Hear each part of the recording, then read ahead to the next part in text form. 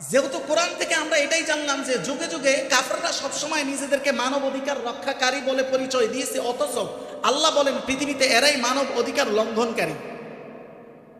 বর্তমানে এদের এই মানব অধিকার রক্ষার নামের লঙ্ঘনটা এটা কি পদ্ধতিতে হয় এবং কিভাবে শুরু হয়েছে এইটা একটু শুনেন।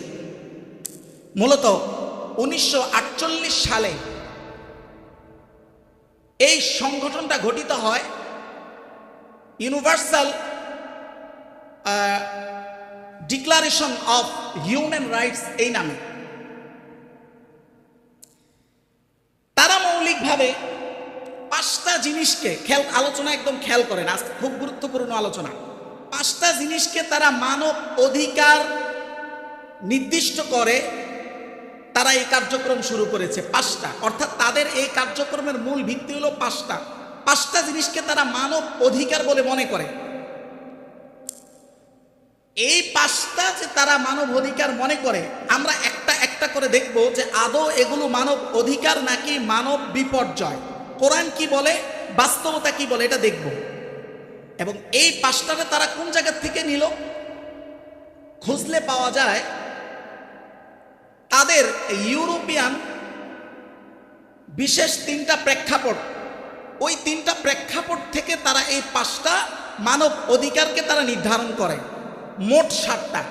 এই 7টা বিষয়ের আন্তঃপ্রান্ত আজকে আমরা ক্লিয়ার হব ইনশাআল্লাহ। এটা এতটাই জরুরি, যদি এই মুসলিম উম্মাকে আগামী ভবিষ্যতে বাঁচাইতে হয়, আজকে যে আলোচনাটা করতে যাচ্ছি এইটার কোনো বিকল্প নাই। প্রথমেই আসেন এই তথাকথিত আধুনিকতার সাথে ইসলামের দ্বন্দ্বের জায়গাগুলো কি, এইটা আপনাকে আগে খুঁজে পেতে হবে। আপনি যখন সমস্যার গোড়ায় কখনো পৌঁছতে পারবেন না, তো সমস্যাই যখন আপনি আইডেন্টিফাই করতে পারেন না, সমাধান আপনার দ্বারা তো কল্পনাই করা যায় না। আজকে সমস্যাটা আমরা ক্লিয়ার হই যে এই তথাকথিত আধুনিকতার সাথে ইসলামের চিরন্তন দ্বন্দ্বের জায়গাটা কোথায়। প্রথম মানবাধিকার 5টার মধ্যে তারা বলে প্রথম তাদের মানব অধিকার হলো ইন্ডিভিজুয়ালিজম, যার বাংলা অর্থ হলো ব্যক্তিত্ববাদ। এটার ব্যাখ্যা কি? এটার ব্যাখ্যা হলো তারা মনে করে যে একজন মানুষ সমাজে, রাষ্ট্রে, পরিবারে সে কিভাবে চলবে এটা সম্পূর্ণ তার ইচ্ছা, তার নির্ধারণ। সমাজ বা পরিবার তাকে কোনো সাজেশন চাপিয়ে দিতে পারবে না। এটা হলো ব্যক্তিত্ববাদ। এটা আপনি বুঝছেন? তার মানে হলো আপনার ঘরে যদি আপনার ছেলে উলঙ্গ চলে, আপনি কিছু বলার অধিকার রাখেন না, এটা তার মানব অধিকার। এখন আপনি জ্ঞান দিয়ে বলেন তো, আল্লাহর কথায় পড়ে যায়, এটা কি মানব অধিকার না মানব বিপর্যয়? উত্তর দেন, বিপর্যয়। মসজিদের সামনে দিয়ে যদি একজন পুরা উলঙ্গ যায়, এটা তার মানব অধিকার, আপনি কিছু বলতে পারবেন না। 1 নম্বর মানব অধিকার তাদের। 5টা মানব অধিকারকে সামনে নিয়ে তারা সারা পৃথিবীতে কাজ করে, তার 1 নম্বরটা এটা। এবার আমরা দেখি বাস্তবতায়, আপনি বিবেক থেকে উত্তর দিয়েছেন এটা মানব অধিকার নয়।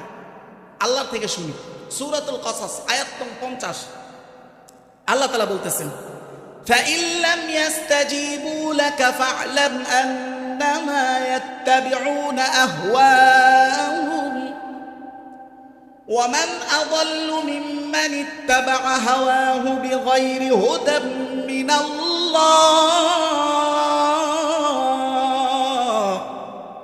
আল্লাহ তাআলা বলতেছেন, হে নবী, ফাইল লাম ইয়াস্তাজিবু লাকা, কেউ যদি আপনার দাওয়াতে, আপনার সাজেশনে সাড়া না দেয়, তাহলে ফালাম, এই কথা আপনি জানিয়ে রাখেন, আন্নামা ইয়াত্তাবিউনা আহওয়াআহুম, এই ব্যক্তির মূল জিনিস হলো সে তার প্রবৃত্তির অনুসরণ করে।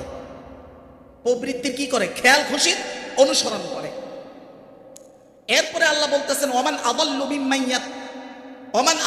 মিম্মান ইত্তাবাআ হাওয়াহু বিগাইরি হুদাম মিনাল্লাহ, আল্লাহর হেদায়েত ও নকশা বাদ দিয়ে যে খেয়াল খুশির অনুসরণ করে, আল্লাহ বলেন পৃথিবীতে তার চাইতে পথভ্রষ্ট, পথ বিভ্রান্ত আর কে হতে পারে?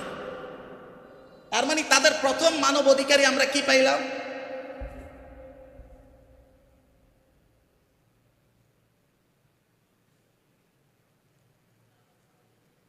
হ্যাঁ, চলবে।